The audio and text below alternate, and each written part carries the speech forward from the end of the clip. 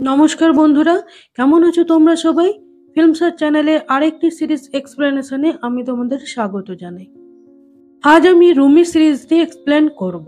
একজন অন্ধ investigating officer কিভাবে তার স্বপ্নের মাধ্যমে কেসগুলো সমাধান করছে, এই সিরিজটি তারই দৃষ্টান্ত। তো বন্ধুরা, ভিডিওটি শেষ অবধি দেখুন। আর যদি ভালো লেগে থাকে তো অবশ্যই লাইক, কমেন্ট এবং সাবস্ক্রাইব করতে ভুলবেন না। আইবির ইনভেস্টিগেটিং অফিসার রুমি কোনো কারণে আজ তিনি অন্ধ। তিনি এক ভয়ঙ্কর স্বপ্ন দেখলেন। দেখলেন যে তার মা ছাদের রেলিং এর উপর বসে গান করছিলেন। রুমি তার মাকে কাঁদতে কাঁদতে জড়িয়ে ধরলেন এবং ধাক্কা দিয়ে নিচে ফেলে দিলেন। নিচে পড়তেই তার মায়ের মাথার ঘিলু পর্যন্ত বেরিয়ে গেল। প্রচন্ড ভয় পেয়ে মা বলে চিৎকার করে জেগে উঠলেন রুমি এবং এই স্বপ্নটা তার মোবাইলে রেকর্ড করে রাখলেন। এবার আমরা জানতে পারবো কি করে তিনি অন্ধ হলেন, আর তার জন্য আমাদের কিছুদিন পুরনো ঘটনায় যেতে হবে। এক বিখ্যাত ব্যবসায়ী আব্দুল মতিন সাহেবের 3 ছেলে, বউ, নাতি নাতনিদের নিয়ে খুব বড় এবং সুখী একটা পরিবার। এলাকায় বিশাল এক বাড়িতে সপরিবারে তারা একসাথেই থাকতেন। কিন্তু একদিন হঠাৎ করে মতিন সাহেবের বড় ছেলের 5 বছরের বাচ্চা ইসরাস মতিন কে খুঁজে পাওয়া যাচ্ছিল না। পরের দিন 5 কোটি টাকার মুক্তিপঞ্চে একটা হাতে লেখা চিঠি পায় তারা। ভয় পেয়ে তারা পুলিশকে ব্যাপারটা না জানিয়ে নিজেরাই টাকার জোগাড় করে। কিন্তু কিডন্যাপারদের টাকা দেবার আগের দিনই ইসরাকের মৃতদেহ পাওয়া যায় নদীর ধারে। এবার এই কেসটা তদন্তের জন্য সিআইবির কাছে যায়। এই কেসটা সবাইকে বোঝাচ্ছিল অফিসার আরিয়ান।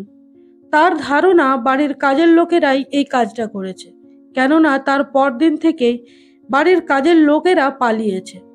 কিন্তু রুমির ধারণা যে আততায়ীরা বাইরের কেউ নয়, ভিতরেরই লোক। তাই এই কেসের দায়িত্ব এসে পড়ে রুমির ওপর এবং এই কাজে তাকে অ্যাসিস্ট করছিল এশা। রুমি সিআইবির ডিরেক্টর অফিসার আশরফ খানকে বললেন যে তার মায়ের কেসটা এখনো কিন্তু সলভ হলো না। তার মায়ের মৃত্যু রহস্য সে এখনো জানতে পারল না। আশরফ বললেন যে রহস্য থাকলে তবে তো জানা যাবে। তোমার মায়ের মৃত্যুটা একটা অ্যাক্সিডেন্ট ছিল, প্রাথমিক তদন্তে সেটা প্রমাণিত হয়েছিল। তোমার অনুরোধে পুনরায় তদন্ত করলাম, সেখানেও সেই একই রিপোর্ট। ভারাক্রান্ত মন নিয়ে রুমি সেখান থেকে বেরিয়ে আসেন এবং মতিন সাহেবের বাড়ির প্রত্যেককে জিজ্ঞাসাবাদ করতে শুরু করেন, তাও আবার সেটা চায়ের দোকানে। এশা এর কারণ জানতে চাইলে তিনি বললেন যে চা খেতে খেতে গল্পগুজব করলে ক্রিমিনালের নার্ভটা একটু শিথিল হয়, তখন তাদের ভুল করার সম্ভাবনাটাও বাড়ে। এশা বলল, তাহলে কি কেউ ভুল করলো স্যার? রুমি বললেন, অবশ্যই। একজন রাইট হ্যান্ডার, সে কি কখনোই তার মানিব্যাগটা পিছনের বাঁ পকেটে রাখবে? এশা জানতে চাইল কে সে। রুমি বললেন যে মতিন সাহেবের মেজ ছেলে, যার হাত দুটো সমান চলে, মানে সে সব্যসাচী। সেই মুক্তিপণের জন্য এই চিঠিটা লিখেছিল এবং সেটা বাঁ হাতে, তাই সবার হাতের লেখা চেক করার সময় সেটা ধরা পড়েনি। পুলিশ অ্যারেস্ট করলে সে তার অন্যায় স্বীকার করে নিল। তার ব্যবসায় লস হওয়ার জন্য সে এই কাজ করেছে। রুমির এই রকম ইনভেস্টিগেশন পাওয়ার দেখে এশা তার প্রতি অ্যাট্রাক্ট হয় এবং তার জন্মদিনের পার্টিতে তাকে নিমন্ত্রণ করে। পরের দিন অফিসে গেলে সবাই যখন এই কেসটা সলভ করবার জন্য রুমিকে ধন্যবাদ দিচ্ছিল, তখন অফিসার আরিয়ান রুমিকে রাগিয়ে দেবার জন্য বলল যে যত বড়ই কেস তুমি সলভ করো না কেন, তোমার মায়ের কেসটায় তুমি সলভ করতে পারলে না। আসলে এই আরিয়ান কখনোই রুমিকে পছন্দ করে না, সব সময় তার উপর হিংসা করে। যাই হোক, রুমি সেটাকে পাত্তা দেন না। এরপর সন্ধ্যাবেলায় রুমি গেলেন এশার বার্থডে পার্টিতে। গিয়ে দেখলেন সেখানে কেউ নেই, একাই এশা বসে আছে। বাকি সব কোথায় জানতে চাইলে এশা বলল, আমার এই স্পেশাল দিনটিতে আমি একমাত্র আমার স্পেশাল মানুষটাকেই নিমন্ত্রণ করেছি এবং তার সাথেই কাটাতে চেয়েছিলাম, তাই আর কাউকেই ইনভাইট করিনি। রুমি একটু অপ্রস্তুত হয়ে সেখান থেকে বেরিয়ে গেলেন। গাড়ি পার্কিং এর কাছে এসে দাঁড়ালেন তিনি। দেখলেন সেখানে একটি গাড়িতে একটি চিরকুট রয়েছে। তাতে লেখা রয়েছে, মা কিভাবে মরেছে জানতে চাও? তাহলে তার মৃত্যুবার্ষিকীর দিন আমার সাথে দেখা করো। নিচে ঠিকানাটাও দেওয়া ছিল। পরদিন সকাল হতেই গাড়ি নিয়ে সেই ঠিকানার উদ্দেশ্যে বেরিয়ে পড়লেন রুমি। আচমকা তিনি দেখলেন যে রাস্তায় প্রচুর ধোঁয়া, সামনেটা কিছুই দেখা যাচ্ছে না। হঠাৎ তার গাড়ির কাছে এসে পড়ল একটি বাচ্চা ছেলে, যার হাত দুটো দুদিকে বেঁধে, মুখটাকেও বেঁধে দিয়ে রাস্তার মাঝখানে দাঁড় করিয়ে রাখা হয়েছে। তাকে বাঁচাতে গিয়ে রুমির গাড়িটা ধাক্কা মারল একটা বিশাল গাছের গুঁড়ির সঙ্গে এবং স্টিয়ারিং এ ধাক্কা লেগে মাথা ফেটে অজ্ঞান হয়ে যান রুমি। জ্ঞান ফিরলে জানতে পারেন যে তিনি হসপিটালে এবং তিনি তার দৃষ্টিশক্তি হারিয়ে ফেলেছেন। অন্ধ হয়ে যাওয়ার কারণে তিনি আর অফিসেও যেতেন না, সারাদিন বাড়িতে বসে থাকতেন। কিছুদিন ধরে কিছু অদ্ভুত স্বপ্ন দেখছিলেন তিনি। একটা মেয়ে একটা নৌকোর উপর নাচ করছে। তখন একজন বিকৃত চেহারার মহিলা এসে তাকে হত্যা করে ফেলে। পরদিন স্বপ্ন দেখলেন যে সেই গলাকাটা মেয়েটি তার জন্য চা হাতে নিয়ে দাঁড়িয়ে আছে। এমন ভয়ানক স্বপ্ন দেখে রুমি রীতিমতো ভয় পেয়ে যান। পরদিন রুমি এশাকে তার বাড়িতে ডাকেন আর তার স্বপ্নের ব্যাপারে বলেন। ঠিক সেই সময় এশার ফোনে অফিস থেকে একটা কল আসে, একটা কেসের ব্যাপারে। তার ফোনে ডিটেলস পাঠানো হয়। এশা তখন অবাক হয়ে যায়, কারণ রুমির বর্ণনা করা স্বপ্ন আর এশার কাছে পাঠানো কেসটা একদম এক। রুমি স্বপ্নে যে মেয়েটাকে দেখেছিলেন তার বাঁ গালে একটা জন্মদাগ রয়েছে, আর এশার কাছে পাঠানো মেয়েটির গালেও একই জন্মদাগ রয়েছে। মেয়েটির নাম নেহা আক্তার, বিশিষ্ট ব্যবসায়ী রশিদ আক্তারের মেয়ে, বয়স 21, আমেরিকা থেকে 4 বছর হলো দেশে ফিরেছে। এরপর সিআইবির অফিসে এই কেসের ভার দেওয়া হয় আরিয়ানের হাতে। যেহেতু রুমি নেই, আরিয়ানের সহযোগী হিসেবে থাকবে এশা। এশার এই আরিয়ানকে একেবারেই ভালো লাগতো না।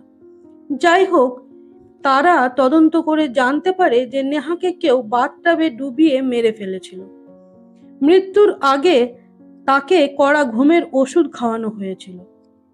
এছাড়া নেহার রুমে নেহা আর তার কাজের লোক ছাড়া অন্য কারোর ফিঙ্গারপ্রিন্টসও পাওয়া যায়নি। আমরা জানতে পারি যে নেহা দেশে আসার পর থেকেই খুব উচ্ছৃঙ্খল জীবনযাপন করত।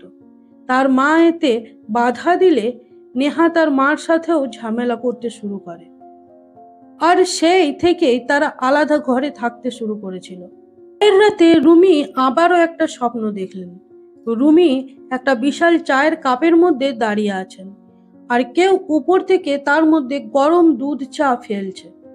রুমির সারা শরীর ঝলসে গেল। সকালে রুমি এশাকে এই স্বপ্নের কথাটাও বললেন, কারণ তার আপন বলতে এখন শুধু তরিকুল আর এশা। তরিকুল রুমির কাজের লোক। ছোটবেলায় মাকে হারিয়ে এখন সে রুমির সাথেই থাকে, তাই রুমি এশার কাছে সবকিছু শেয়ার করেন।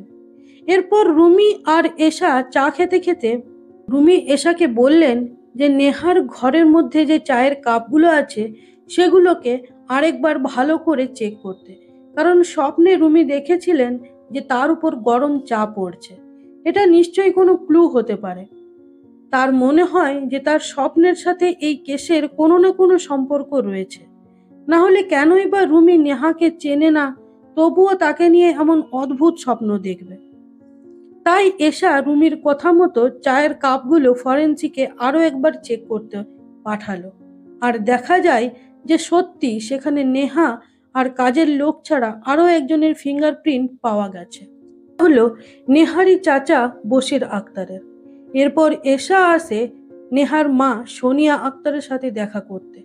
তাকে বশিরের সম্পর্কে জিজ্ঞেস করলে নেহার মা বলে যে বশির খুব খারাপ মানুষ, সম্পত্তির ভাগাভাগি নিয়ে তাদের মধ্যে ঝামেলা চলছে।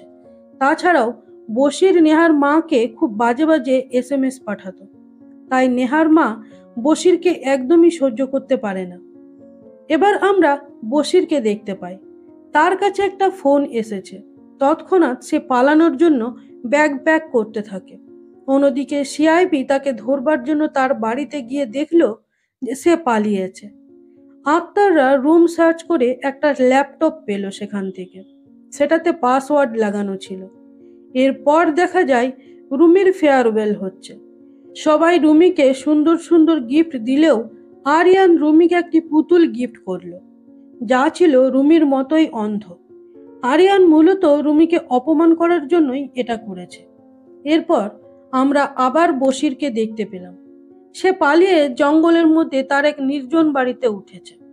এদিকে রুমি রাতে আবার একটা স্বপ্ন দেখেন। তিনি তার বাড়িতেই ঢুকছেন। তার বাড়ির নেম প্লেটে নাম লেখা রয়েছে স্নিগ্ধা, কিন্তু এখানে তো রুমির নানির নাম আয়েশা লেখা থাকার কথা ছিল। রুমি বাড়িতে ঢুকে দেখলেন যে তার বাড়ির চারপাশের দেওয়ালে ছবি লাগানো রয়েছে। ছবিগুলো রুমির আত্মীয় স্বজনদের, কিন্তু রুমি সেগুলো স্পষ্ট দেখতে পাচ্ছিলেন না। সেখানে তিনি শুধুমাত্র তার মা আর বাবার ছবিটাই স্পষ্ট দেখতে পান। রুমি ঘর থেকে বের হতে গেলে দরজাটা হঠাৎ করে বন্ধ হয়ে যায় আর সারা ঘর ধোঁয়ায় ভরে যায়। রুমি সেখানে অজ্ঞান হয়ে পড়ে যান। রুমি সকালে এশাকে তার স্বপ্নের কথা বলেন। এশা তখন বলল, আমার মনে হচ্ছে এই স্বপ্নের এই ধোঁয়ার অর্থ হলো এই কেসের সঙ্গে রিলেটেড কেউ নেশাগ্রস্ত আছে। দূর থেকে কেউ একজন হুডি পরা লোক তাদের উপর নজর রাখছিল, যাকে তরিকুল রুমির বাড়ির আশেপাশেও মাঝের মধ্যে দেখতে পায়। এরপর এশা সোনিয়া আক্তারের সাথে আবার কথা বলতে যায় আর জানতে পারে যে সত্যি নেহা ড্রাগস অ্যাডিক্ট ছিল। নেহার মা ড্রাগস নিতে বারণ করলে নেহা তার সাথে খুবই ঝামেলা করত। আর নেহাকে অর্ণব নামে একটা ছেলে খুব পছন্দ করত, কিন্তু নেহা সজীব নামের একটি ছেলের সাথে রিলেশনে জড়ায়। আর এই সজীবই নেহাকে ড্রাগের দিকে নিয়ে যায়। এশা তাই অর্ণবের সাথে দেখা করলো আর তার আর নেহার সম্পর্কের কথা জানতে চাইল। তখন অর্ণব বলল যে নেহাকে সে পছন্দ করলেও নেহা তাকে পছন্দ করত না, কারণ নেহা সজীবকে ভালোবাসতো। আর নেহার মৃত্যুর পর সজীব গ্রামের বাড়িতে চলে যায়। অন্যদিকে রুমি আর তরিকুল আসে বশিরের অফিসে। বশির কোথায় সেটা জানার জন্য। বশিরের কেয়ারটেকারকে কথার জালে ফাঁসিয়ে রুমি জানতে পারেন যে নেহা প্রায়ই বশিরের এখানে যাতায়াত করত। ওদিকে রুমি বাড়িতে না থাকায় সেই হুডি পরা লোকটি রুমির বাড়িতে ঢোকে আর রুমির হুইস্কির বোতলে কিছু একটা মিশিয়ে দেয়। রাতে রুমি বাড়ি ফিরলে রুমি তরিকুলকে হুইস্কি সাজাতে বললেন। তরিকুল তাকে হুইস্কি দেয়। রুমি সেটা খেতে গিয়ে তার কেমন যেন একটা মনে হয়, তাই তিনি গ্লাসটা ছুঁড়ে ফেলে দেন। আর এরপর হুইস্কির বোতলগুলো ফরেনসিক ল্যাবে পাঠালে জানা যায় যে কেউ তার হুইস্কির বোতলে সায়ানাইড মিশিয়েছে। হুইস্কির বোতলে সায়ানাইড মেশালে হুইস্কির রং একটু চেঞ্জ হয়, কিন্তু প্রশ্ন হচ্ছে রুমি অন্ধ হবার পরও তিনি কি করে বুঝলেন সেটা।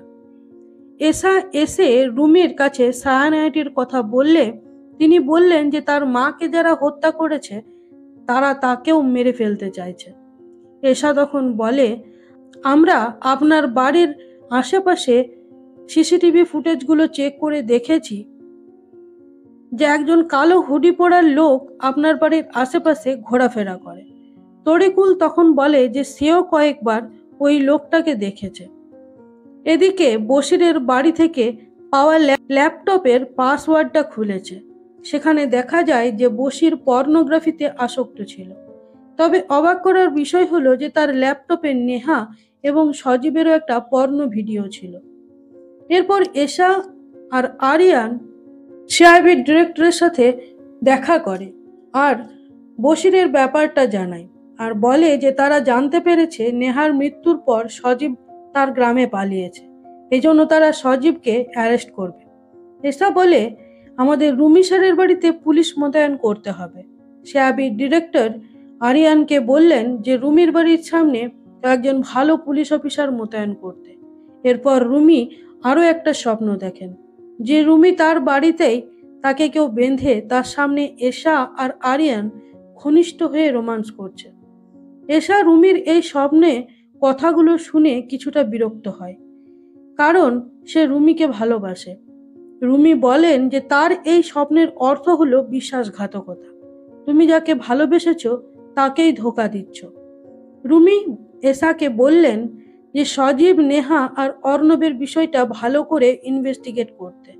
তাই এশা অর্ণবের কাছে গিয়ে নেহা আর সজীবের পর্ন ভিডিওর কথা জানতে চায়। কিন্তু অর্ণব এতে অবাক হলো না। রুমি আর তরিকুল আসে সজীবার নামে একটা লোকের সাথে দেখা করতে। সে বশিরকে পর্ন ভিডিও সাপ্লাই দিত। সে প্রথমে স্বীকার করে না, কিন্তু পরে রুমি তাকে চেপে ধরলে ভয় পেয়ে লোকটি সব সত্যি কথাগুলি স্বীকার করে। রুমির বাড়িতে যে পুলিশ মোতায়েন করার কথা ছিল তারা কাল থেকে ডিউটি করবে, কিন্তু আরিয়ান তাদেরকে বলল যে আগে সজীবকে গ্রামের বাড়ি থেকে ধরে আনো, তারপর রুমির বাড়িতে ডিউটি করবে। তাই আরিয়ানের কথা মতো তারা সজীবের বাড়িতে গিয়ে দেখলো যে সজীব সেখান থেকে পালিয়েছে।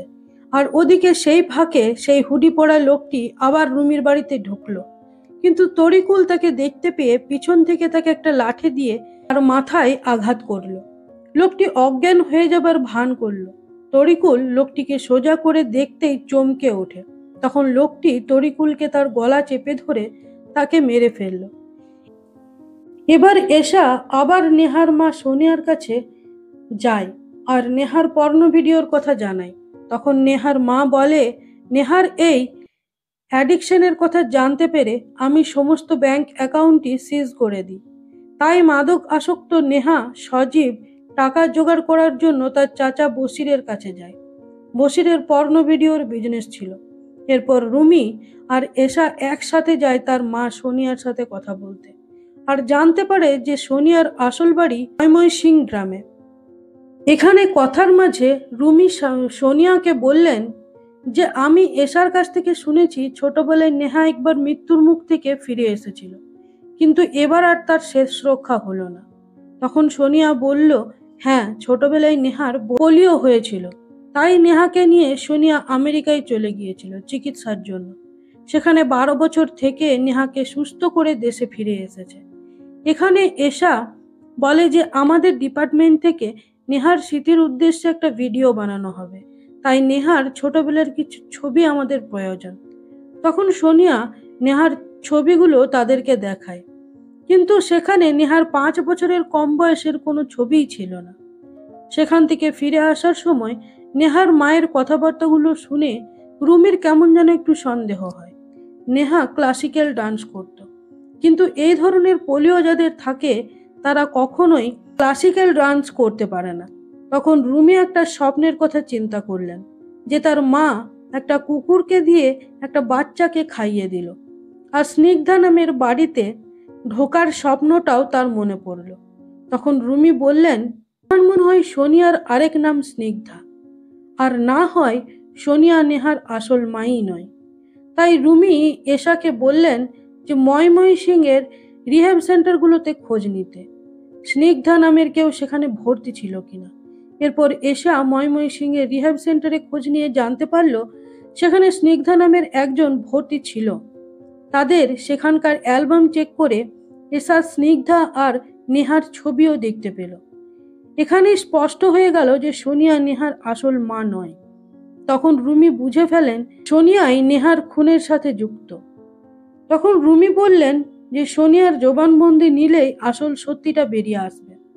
এবার সিআইবি সোনিয়াকে গ্রেপ্তার করে, আর জিজ্ঞাসাবাদের মাধ্যমে বেরিয়ে আসে আসল তথ্য। সোনিয়া তার থেকে 30 বছরের বড় রশিদ আক্তারকে বিয়ে করে শুধুমাত্র টাকা পয়সা সম্পত্তির লোভে, কিন্তু সে জানতে পারে যদি তাদের কোনো সন্তান না হয় তাহলে এই সম্পত্তির কিছুই সে পাবে না। তাই সে তাড়াতাড়ি প্রেগনেন্ট হয় আর নেহার জন্ম দেয়। হ্যাঁ, জন্ম থেকেই ছিল পোলিও, তাই সোনিয়া তাকে কিছুতেই সহ্য করতে পারত না। এটা বুঝতে পেরে রশিদ তার সমস্ত সম্পত্তি নেহার নামে উইল করে দিয়ে যায়। নেহার বয়স 21 বছর হওয়া পর্যন্ত সমস্ত সম্পত্তি সোনিয়া দেখাশোনা করবে, আর এর মধ্যে যদি নেহা মারা যায় তাহলে সব ট্রাস্টে চলে যাবে। এই উইল শুনে সোনিয়া হতাশ হয়ে যায়, কিন্তু কিছুদিন পর তার হাতে একটা সুযোগ চলে আসে। হঠাৎ করে রশিদ মারা যায়, তখন সব সম্পত্তি সোনিয়া দেখাশোনা করতে শুরু করে। কিন্তু নেহা দিন দিন আরো অসুস্থ হয়ে পড়ছিল। এখন নেহা যদি মারা যায় তবে সব সম্পত্তি ট্রাস্টে চলে যাবে, সোনিয়ার হাতছাড়া হয়ে যাবে। এই জন্য সোনিয়া ঠিক করে যে সে নেহাকে মেরে ফেলবে। তাই সে নেহাকে বাথটাবের জলে ডুবিয়ে মেরে ফেলে। আর ময়মনসিং থেকে স্নিগ্ধা আলমের মেয়েকে অল্প টাকার বিনিময়ে কিনে নিয়ে আসে আর তার নাম দেয় নেহা এবং তাকে নিয়ে আমেরিকাতে চলে যায়। নেহার বয়স যখন 20 বছর, সবাই যখন নেহার ছোটবেলার চেহারা প্রায় ভুলতে বসেছে, তখন সোনিয়া নেহাকে নিয়ে দেশে ফিরে আসে। দেশে আসাতে নেহা উচ্ছৃঙ্খল জীবনযাপন শুরু করে। সোনিয়া নেহাকে তার সম্পত্তি সোনিয়ার নামে লিখে দিতে বললে নেহা সেটা দেয় না, উল্টো তার সাথে ঝামেলা করে। সোনিয়া নেহাকে 50 লাখ টাকার দেবার অফারও করেছিল, কিন্তু নেহা তাতেও রাজি হয় না। ইতিমধ্যে সোনিয়া বশিরের সাথে সম্পর্ক করে, আর বশিরের ছিল পর্নোগ্রাফির বিজনেস। তাই বশিরকে কাজে লাগিয়েই নেহা আর সজীবের পর্ন ভিডিও বানায় তারা এবং নেহাকে ব্ল্যাকমেল করতে শুরু করে। কিন্তু নেহা ড্রাগের প্রতি এতটাই পাগল ছিল যে তার এইসবের প্রতি কোনো খেয়ালই ছিল না। তখন সোনিয়া সিদ্ধান্ত নেয় যে সে নেহাকেও মেরে ফেলবে। তাই সোনিয়া নেহার সাথে দেখা করতে আসে আর তার চায়ের মধ্যে ঘুমের ওষুধ মিশিয়ে তাকে অজ্ঞান করে দেয় এবং নেহাকে নিয়ে গিয়ে বাথটাবের মধ্যে ডুবিয়ে মেরে ফেলে। আর সেখান থেকে সমস্ত ফিঙ্গারপ্রিন্ট মুছে ফেলে যেন তাকে কেউ ধরতে না পারে। তবে বুদ্ধি করে বশিরের চায়ের কাপটা সেখানেই ছেড়ে দেয় যাতে বশির এই কেসে ফেঁসে যায়। আর নেহা 21 বছরের আগে মারা যাবার কারণে সমস্ত সম্পত্তি ট্রাস্টে চলে যায়, কিন্তু সেই ট্রাস্টটি আগে থেকে কিনে রেখেছিল সোনিয়া, তাই সমস্ত সম্পত্তি এখন তার। সোনিয়ার মনে হয় বশির যদি ধরা পড়ে সবকিছু বলে দেয় তাহলে সোনিয়া শেষ। তাই সোনিয়া বশিরের সাথে সেই নির্জন বাড়িতে দেখা করে আর নেহার মতো বশিরকেও ঘুমের ওষুধ দিয়ে অজ্ঞান করে বাথটাবের জলে ডুবিয়ে মেরে ফেলে। যাই হোক, এভাবে রুমি অন্ধ হবার পরেও এশার সহায়তায় এত বড় একটা জটিল কেস সমাধান করলো। এই জন্য এই কেসের সমস্ত ক্রেডিট যায় এশার উপর। এবার আমরা দেখতে পাই সেই হুডি পরা লোকটাকে, যাকে কাজে লাগিয়েছিল এই আরিয়ান। এই লোকটি তরিকুলকেও মেরেছিল। এবার আরিয়ান ওই লোকটাকে বলল কে শেষ করে দেবে। একটু পরে রুমি তার বাড়িতে এসে দেখলো যে তার বাড়ির দরজা খোলা। রুমি তার নতুন কাজের লোককে জোরে জোরে ডাকতে থাকেন, কিন্তু কোনো সাড়া পান না। আমরা দেখতে পাই যে কাজের লোকের মৃতদেহ মাটিতে পড়ে রয়েছে, কিন্তু রুমি অন্ধ হওয়ার কারণে সেটা জানতে পারলেন না। তাই সেই হুডি পরে লোকটি রুমির কাছে আসে। সেখানেই আছে আরেক চমক। লোকটি হুডি খুললেই আমরা দেখতে পাই যে এই লোক হুবহু রুমির মতোই দেখতে। সে রুমির যমজ ভাই। আমরা প্রথমের দিকে জেনেছিলাম যে রুমির মা কলকাতায় চাকরি করত, আর সেখানেই রুমির বাবার সাথে তার আলাপ হয় আর তারা বিয়ে করেন। এরপর রুমির বাবার অসভ্যতামির কারণে শুধুমাত্র রুমিকে নিয়ে এদেশে চলে আসে, কিন্তু তার যে কোনো যমজ ভাই ছিল তার মা তাকে কোনোদিন জানায়নি। রুমির ভাই ও দেশে তার বাবার কাছে থাকতো। এখানেই রুমির যমজ ভাই তার মা এবং রুমির উপর প্রচন্ড রাগ, কারণ তার বাবা ছিল প্রচন্ড নোংরা লোক। সে তাকে প্রচন্ড মারধর করত, খেতেও দিত না। সে 2 নাম্বারি করে বড় হয়েছে, 20 বছর জেলও খেটেছে, আর জেলে থেকে প্রতিজ্ঞা করেছে যে সে প্রতিশোধ নেবে। তাই এখানে এসে সেই রুমি সেজে রুমির মায়ের কাছে যায় এবং ছাদ থেকে তাকে ধাক্কা মেরে ফেলে দেয়। রুমির গাড়ির অ্যাক্সিডেন্ট সেই করিয়েছিল রুমিকে মারবার জন্য। সেই রুমির হুইস্কিতে বিষ মিশিয়েছিল। তরিকুলকেও সেই মেরেছে। এবার সে একটা ছুরি বের করে রুমিকে মারবার জন্য, আর রুমিকে নিয়ে তার বেডরুমে চলে যায়। এরপর সেখানে এশা চলে আসে আর রুমিকে ডাকতে থাকে। তখন রুমির উপর থেকে নেমে আসে আর এসেই এশাকে জড়িয়ে ধরে। এশা চমকে ওঠে, কিন্তু তার ভালোও লাগে, কারণ প্রথম থেকেই সে রুমিকে ভালোবেসে এসেছে। তখন এশা সিঁড়ির দেওয়ালে রক্তের দাগ দেখতে পায় আর বুঝতে পারে যে এখানে অনাকাঙ্ক্ষিত কিছু একটা ঘটেছে। তো বন্ধুরা, এখানেই এই সিরিজটিকে শেষ করা হয়। এবার সিজন 2-এ আমরা এর পরের ঘটনাটি জানতে পারবো। ভিডিওটি শেষ পর্যন্ত দেখার জন্য ধন্যবাদ।